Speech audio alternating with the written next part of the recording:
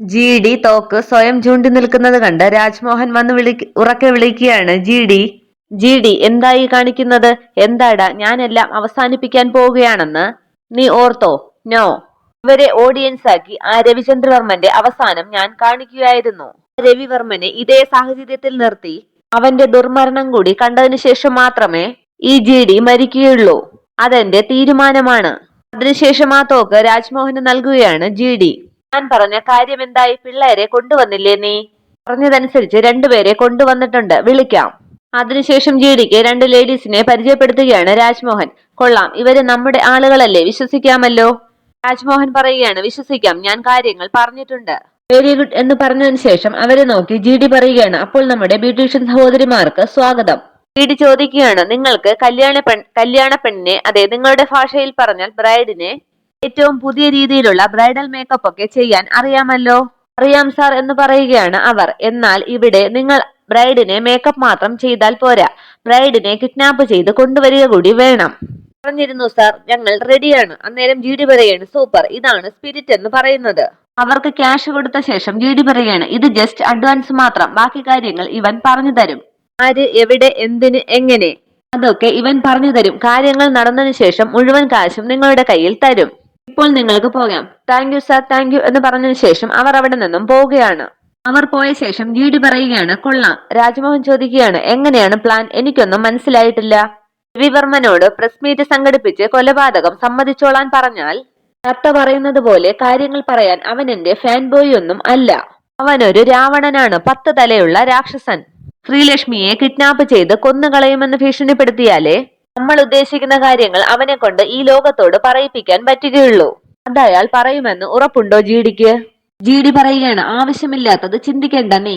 കൂളായി ആ പെൺകുട്ടികൾക്ക് വേണ്ടിയുള്ള സപ്പോർട്ട് ചെയ്ത് കിഡ്നാപ്പ് ചെയ്യാനുള്ള സഹായങ്ങൾ എത്രയും പെട്ടെന്ന് ചെയ്തു കൊടുക്കണം. അതിനുശേഷം രാജ്മോഹനെ പറഞ്ഞയക്കുകയാണ് ജി ഡി. ജി ഡി പറയുകയാണ്, ശ്രീലക്ഷ്മിയുടെ കാലിൽ മുള്ളുകൊണ്ടാൽ വേദനിക്കുന്നത് രവിചന്ദ്രവർമ്മനാണ്. രവി എന്തും പറയും, എന്തും സമ്മതിക്കും. ശ്രീലക്ഷ്മിയുടെ കഴുത്തിൽ ഒരു കുരുക്കിട്ട് നിർത്തിയാൽ മാത്രം മതി.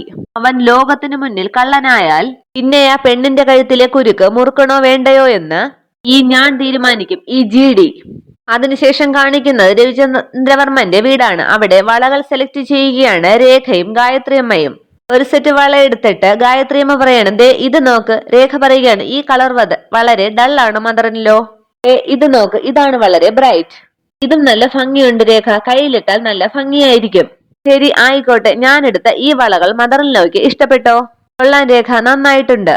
ഇതൊക്കെ കണ്ട് ഇഷ്ടപ്പെടാതെ അവിടെ ഇരിക്കുകയാണ് സാന്ദ്ര. അന്നേരം അവിടേക്ക് രഘു എത്തുകയാണ്. രഘു വന്ന ശേഷം പറയുകയാണ്, വാവ്, ഞാൻ എന്തായി കാണുന്നത് രേഖ? ഈ വളകളൊക്കെ വാങ്ങിയോ? അതെന്താ, എനിക്ക് വളകൾ വാങ്ങാൻ പാടില്ലേ? എനിക്ക് ഈ കുപ്പിവളകൾ ചേരില്ലെന്നാണോ രഘുവിന്റെ അഭിപ്രായം? ഏയ് അതല്ല, താൻ ഫാൻസി വളകളല്ലേ വാങ്ങൂ. കുപ്പിവളകൾ വാങ്ങുന്നത് ഞാൻ കണ്ടിട്ടില്ല, അതുകൊണ്ട് ചോദിച്ചതാണ്. അതെ, ഈ വളകൾ എനിക്കല്ല, എന്റെ സിസ്റ്ററിനാണ്. എന്റെ സ്വീറ്റ് സിസ്റ്റർ ശ്രീലക്ഷ്മിക്കാണ് ഞാൻ ഈ വളകളൊക്കെ സെലക്ട് ചെയ്യുന്നത്. ചോദിക്കുകയാണ്, ആഹാ, കോ സിസ്റ്റർ മാറി ഇപ്പോൾ സ്വീറ്റ് സിസ്റ്റർ ആയോ? ഗ്രോത്ത് കൊള്ളാമല്ലോ. അതെ, നല്ല ഗ്രോത്ത് ആണ്. ശ്രീലക്ഷ്മി ഇനി മുതൽ എന്റെ സ്വീറ്റ് സിസ്റ്റർ ആണ്, മൈ സ്വീറ്റ് യങ് സിസ്റ്റർ. ഇത് കേട്ട് സന്തോഷത്തോടു കൂടി ചിരിക്കുകയാണ് ഗായത്രിയമ്മ. അത് കണ്ട് രേഖ ചോദിക്കുകയാണ്, എന്താ മദറിൻലോ? ചിരിക്കും തലകുലുക്കലിനും ഒക്കെ വേറെന്തോ മീനിങ് ഉണ്ടല്ലോ. വേറൊന്നും അല്ല രേഖ, നിനക്ക് ഇഷ്ടം തോന്നിയാൽ നീ ഇഷ്ടം കാണിച്ച് കെട്ടിപ്പിടിച്ച് ഞെരിച്ച് കൊല്ലും. ചെറിയൊരു ദേഷ്യം തോന്നിയാൽ തീർന്നു. പിന്നെ എന്തൊക്കെ കാണിച്ചു കൂട്ടുമെന്ന് നിനക്ക് പോലും ഒരു ബോധം കാണില്ല. അതോർത്ത് ഞാൻ ചിരിച്ചു പോയതാണ്. മദറിൻലോ പറഞ്ഞു വരുന്നത് എന്താണെന്ന് എനിക്ക് മനസ്സിലായി. സാരി സെലക്ട് ചെയ്തതിനെ കുറിച്ചല്ലേ? ഇതൊക്കെ ഞാൻ സോർട്ട് ഔട്ട് ചെയ്ത് കളഞ്ഞു. എന്റെ പോയിന്റ് ഓഫ് വ്യൂവിൽ അതിനൊക്കെ കാരണം ഈ സാന്ദ്രയാണെന്ന് ഞാൻ പറയും. ഇത് കേട്ട് എല്ലാവരും സാന്ദ്രയെ നോക്കുകയാണ്. സാന്ദ്ര മനസ്സിൽ വിചാരിക്കുന്നു, ഇവളെന്താ എന്നെങ്ങനെ പോയിന്റ് ഔട്ട് ചെയ്തത്? എന്റെ ദൈവമേ, ഞാൻ ശ്രീലക്ഷ്മിയെ കുറിച്ച് പറഞ്ഞതെങ്ങാനും ഇവളിപ്പോൾ എടുത്തിടുമോ? ഗായത്രിയമ്മ ചോദിക്കുകയാണ്, സാന്ദ്രയോ? സാന്ദ്ര എന്ത് ചെയ്തു എന്നാണ് നീ പറയുന്നത്? രേഖ പറയുകയാണ്, ചെയ്യുന്നതെല്ലാം സാന്ദ്രയല്ലേ മദറിൻലോ. മാഡം പ്ലീസ്, ഞാൻ എന്ത് ചെയ്തു എന്നായി മാഡം ഈ പറയുന്നത്? എനിക്കൊന്നും മനസ്സിലാകുന്നില്ല. രേഖ പറയുകയാണ്, ദേ കണ്ടോ, ഇതാണ് സാന്ദ്ര മാഡം. എന്തൊക്കെ ചെയ്താലും ഒന്നും ചെയ്തിട്ടില്ല എന്ന മട്ടിൽ ഇരുന്നോളും. രഘു പറയുകയാണ്, ഏയ് കമോൺ രേഖ, എന്താണെന്ന് താൻ തെളിച്ചു പറയുക. രേഖ പറയുകയാണ്, ആ അണ്ണാച്ചിയെ വിളിച്ച് സാരി സെലക്ട് ചെയ്യാനുള്ള അറേഞ്ച്മെന്റ് ചെയ്തത് സാന്ദ്രയാണ്. അതിലെന്താ മാഡം തെറ്റായിട്ടുള്ളത്? ഞാൻ എന്റെ ജോലി ചെയ്തു, അത്രയല്ലേ ഉള്ളൂ. രേഖ പറയുകയാണ്, തെറ്റുണ്ട് സാന്ദ്ര. സാരി ഇവിടെ എത്തിക്കുന്നതിന് മുമ്പ് എത്ര കളർ സാരീസ് ഉണ്ട്, ഏതൊക്കെ ഡിസൈൻസ് ഉണ്ട്, എത്ര പീസ് സാരി വീതം ഉണ്ടായിരുന്നു, ഇതൊക്കെ കൃത്യമായിട്ട് നോക്കണമായിരുന്നു, താനത് ചെയ്തോ? ആക്ച്വലി ആ ഡിസൈനുള്ള സാരി ഇന്നലെ ഒരു സിംഗിൾ പീസ് മാത്രം ആയി പോയത് കൊണ്ടാണ് ഇത്രയും പ്രോബ്ലംസ് ഇന്നലെ ഇവിടെ ഉണ്ടായത്. 2 പീസെങ്കിലും ഉണ്ടായിരുന്നെങ്കിൽ ഞാനും ശ്രീലക്ഷ്മിയും ഓരോ സാരി വീതം എടുത്തേനെ. സോ ഇത് തന്റെ മിസ്റ്റേക്ക് ആണെന്നേ ഞാൻ പറയൂ. രഘു പറയാണ്, ഓ അങ്ങനെ, ഞാൻ കരുതി വേറെന്തോ വലിയ കാര്യം ആയിരിക്കുമെന്ന്. എനിവേ സാന്ദ്ര, രേഖ പറഞ്ഞതും ശരിയാണ്. ഇനി എല്ലാ കാര്യങ്ങളിലും ഒന്നുകൂടി ഒന്ന് ശ്രദ്ധിക്കണം. ചെറിയ ചെറിയ മിസ്റ്റേക്കുകളാണ് വലിയ പ്രശ്നങ്ങളിൽ കൊണ്ട് ചെന്ന് എത്തിക്കുന്നത്. സാന്ദ്ര വിചാരിക്കുകയാണ്, ഹോ ഞാൻ അങ്ങ് പേടിച്ചുപോയി, മണ്ടനാണെങ്കിലും ഇയാള് ചില സമയങ്ങളിൽ എനിക്ക് ഉപകാരപ്പെടുന്നുണ്ട്. രേഖ പറയുകയാണ്, നിന്നെ അത്ര പെട്ടെന്നങ്ങ് ഞാനങ്ങ് പൂട്ടില്ല മോളെ. സമയമാകട്ടെ, നിനക്കുള്ളത് ഞാൻ വേറെ തരുന്നുണ്ട്.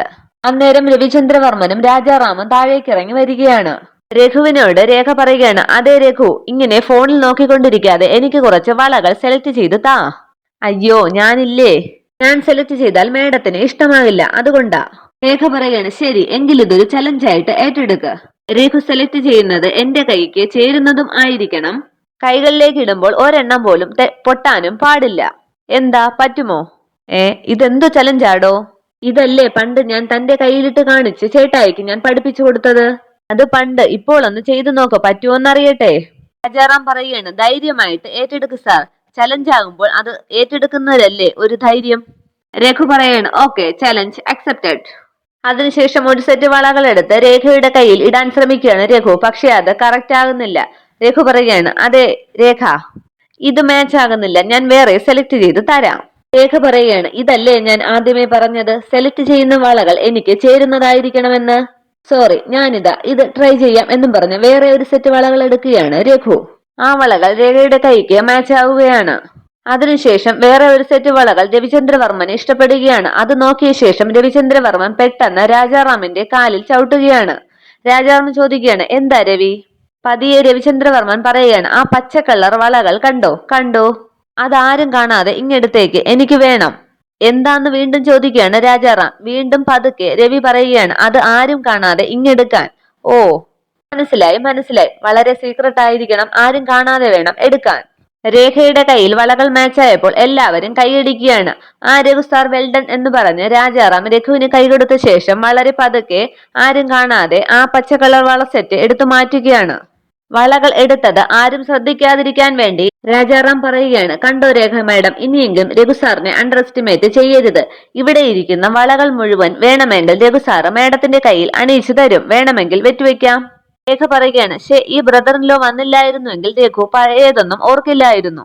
ബ്രദർ ഇൻ ലോ കാരണമാണ് ഞാൻ ചലഞ്ചിൽ തോറ്റത്. ഇടയ്ക്കിടയ്ക്ക് ഭാര്യ ഭർത്താവിനോട് തോറ്റു കൊടുക്കുന്നത് നല്ലതാണ് അനിയത്തിക്കുട്ടി. എന്നും രഘുവല്ലേ തോറ്റു തരുന്നത്. കണ്ടു കണ്ടു, ഒരു പ്രശ്നം വന്നപ്പോൾ ബ്രദേഴ്സ് രണ്ടുപേരും ഒന്നായി. ഞങ്ങൾ ഔട്ടും എന്ന് പറഞ്ഞ് പിണങ്ങിയിരിക്കുകയാണ് രേഖ. അത് കേട്ട് എല്ലാവരും ചിരിക്കുകയാണ്. ആന്ധ്ര പറയുകയാണ്, അതങ്ങനെ വരൂ Rekha ma'am, blood is thicker than water എന്നല്ലേ പ്രമാണം.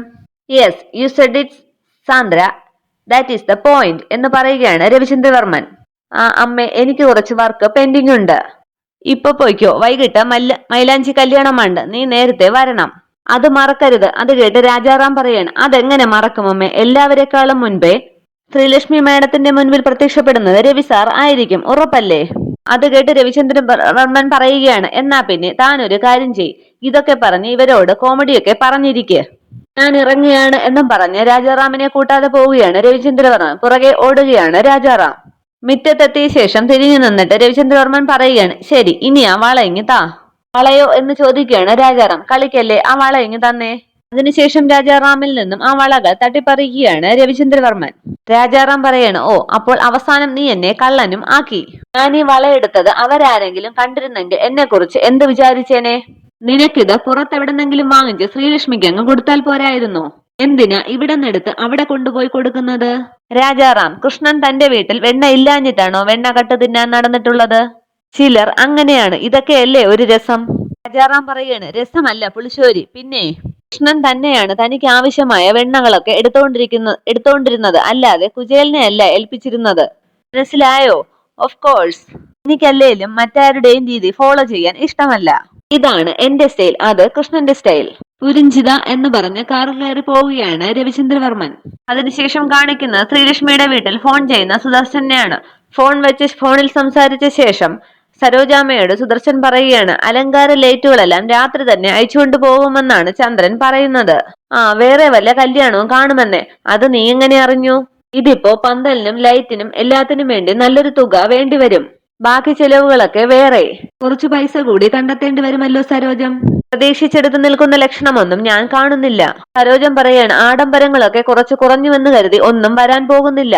നമ്മൾ അറിയാത്തവരൊന്നും അല്ലല്ലോ വരുന്നത്. ഏയ്, അങ്ങനെയല്ല സരോജം. നമ്മുടെ മോള് ചെന്ന് കയറുന്നത് വലിയൊരു കുടുംബത്തിലേക്കാണ്. അവരുടെ അത്രയും പറ്റിയില്ലെങ്കിലും നമുക്ക് ആവുന്നത്ര വിധത്തിലെങ്കിലും നടത്തണ്ടേ. അണ്ണാറക്കണ്ണനും തന്നാലായത്. ബുദ്ധിമുട്ടുകളൊക്കെ ഉണ്ടാകും, അത് നമ്മൾ തന്നെ സഹിക്കണം. പക്ഷെ അത് ഇരുചെവി അറിയരുത്. പുറത്തുനിന്ന് നോക്കുന്ന ഒരാളുടെ കാഴ്ചപ്പാടിൽ ആകെയുള്ള ഒരു മകളുടെ ആവശ്യത്തിന് അവളുടെ അച്ഛന്റെ നിവൃത്തികേടിന് പ്രസക്തിയില്ല. തിളങ്ങണം, വെട്ടിത്തിളങ്ങണം. കടം വാങ്ങിയോ എല്ലാം വിറ്റുപെറുക്കിയോ കാര്യങ്ങളെല്ലാം ഭംഗിയായി നടത്തണം. ഇനിയും നമ്മൾ ആലോചിച്ചു നിന്നാൽ അത് പടിക്കൽ കൊണ്ടുപോയി കലം ഉടയ്ക്കുന്നത് പോലെ ആകും. അവളുടെ അക്കൗണ്ടിൽ നിന്നും ആവശ്യത്തിന് കുറച്ച് പണം എടുത്താലോ അച്ഛാ? ഏയ്, അത് വേണ്ട സരോജം, അത് ശരിയാകില്ല. നമ്മളായിട്ട് നമ്മളുടെ മോൾക്ക് ഒന്നും ഉണ്ടാക്കി കൊടുത്തിട്ടില്ല. അത് അവള് അധ്വാനിച്ചുണ്ടാക്കിയ കാശല്ലേ. ഇന്നല്ലെങ്കിൽ നാളെ അവളുടേതെന്ന് പറയാൻ അത് അവളുടെ കയ്യിൽ തന്നെ ഇരിക്കട്ടെ. എനിക്ക് നന്നായിട്ടറിയാം, ഈ വിവാഹത്തോടെ നല്ലൊരു കടബാധ്യത നമുക്കുണ്ടാകും. ആ, അത് ഞാൻ എങ്ങനെയെങ്കിലും വീട്ടിക്കോളാം. ഇതുവരെ എനിക്ക് ആപത്തുണ്ടാകാതെ ഈശ്വരൻ നോക്കിയാൽ മതി എന്നൊരു പ്രാർത്ഥനയെ ഇപ്പോൾ ഉള്ളൂ. എനിക്ക് എന്തെങ്കിലും ഒരു തളർച്ച ഉണ്ടായാൽ നീ തനിച്ചാകും. ഈ ബാധ്യതയെല്ലാം കൂടി നിന്റെ തലയിൽ കെട്ടിവച്ചിട്ട് ഞാനങ്ങ് പോയി എന്നൊരു തോന്നൽ നിനക്കുണ്ടാകരുത്. ശ്രീയുടെ അച്ഛൻ എന്തൊക്കെയാണ് ഈ പറയുന്നത്? നല്ലൊരു ദിവസമായിട്ട് ആവശ്യമില്ലാത്ത കാര്യങ്ങളൊന്നും ചിന്തിക്കേണ്ട. നിങ്ങൾ നിൽക്ക്, ഞാൻ ഇപ്പോൾ വരാം എന്ന് പറഞ്ഞ് അകത്തേക്ക് പോവുകയാണ് സരോജം. അകത്ത് പോയി വന്ന സരോജം കുറച്ച് കാശെടുത്ത് സുദർശന് നേരെ നീട്ടിയിട്ട് പറയണം. ദാ, ഇത് എത്രയുണ്ടെന്ന് എനിക്കറിയില്ല. ശ്രീയുടെ അച്ഛൻ തരുന്നതിൽ നിന്ന് മിച്ചം പിടിച്ചും കുടുംബശ്രീയിൽ ചിട്ടി കെട്ടിയും ഒക്കെ ഞാൻ മിച്ചം പിടിച്ച് ഉണ്ടാക്കിയതാണ്. ചെറിയ എന്തെങ്കിലും ആവശ്യങ്ങൾക്ക് ഇത് ഉപകരിക്കും. വേണ്ട സരോജം, മോളുടെ കല്യാണത്തിന് നിനക്കും എന്തെങ്കിലും വാങ്ങാൻ കാണുമല്ലോ. ഇത് നീ കയ്യിൽ വെച്ചോ. നിങ്ങൾ പൈസയ്ക്ക് നെട്ടോട്ടം ഓടുന്ന സമയത്ത് എനിക്ക് മാത്രമായിട്ട് എന്താവശ്യമാണ് ശ്രീടച്ച? ഒരു കുറവുമില്ലാതെ നമ്മുടെ മോളെ രവിസാറിന്റെ കയ്യിൽ പിടിച്ച് ഏൽപ്പിക്കണം. അത്രയുള്ളൂ എന്റെ ആവശ്യം. അത് പറഞ്ഞ് ആ കാശ് സുദർശന്റെ കയ്യിൽ ഏൽപ്പിക്കുകയാണ് സരോജം. സുദർശൻ പറയാണ്. പിന്നീട് എപ്പോഴെങ്കിലും നമുക്ക് മാത്രമായി എന്തെങ്കിലും ആവശ്യം വന്നാലോ എന്ന് കരുതി സൊസൈറ്റിയിൽ കുറച്ച് പൈസ ഞാൻ ഇട്ടിട്ടുണ്ട്. അതുകൂടി എടുക്കാം. കടയിലെ ബാബു കുറച്ച് സ്വർണം തരാമെന്ന് ഏറ്റിട്ടുണ്ട്. എല്ലാം കൂടി നുള്ളിപ്പെറുക്കി നോക്കാം, രണ്ടറ്റവും കൂട്ടിമുട്ടിക്കാൻ പറ്റുമോ എന്ന്. എല്ലാം നടക്കും ശ്രീടച്ച, ഒന്നിനും ഒരു ബുദ്ധിമുട്ടും ഉണ്ടാകില്ല. ഈ കോളനിയിലെ ഏറ്റവും വലിയ ആഘോഷമായിരിക്കും നമ്മുടെ മോളുടെ കല്യാണം. പക്ഷെ രാവിലെ ആ വിളക്കിൽ നിന്നും തീ പടർന്നത് ഓർക്കുമ്പോൾ വല്ലാത്തൊരു ഭയം തോന്നുന്നു. ഇനി എന്തെങ്കിലും കാരണം കൊണ്ട് ഈ വിവാഹം മുടങ്ങിയാൽ എന്റെ കരിക്കോത്തിയമ്മ എന്ന് പറഞ്ഞ് പ്രാർത്ഥിക്കുകയാണ് സരോജം. അന്നേരം അവിടേക്ക് ഈശ്വരിയമ്മ എത്തുകയാണ്.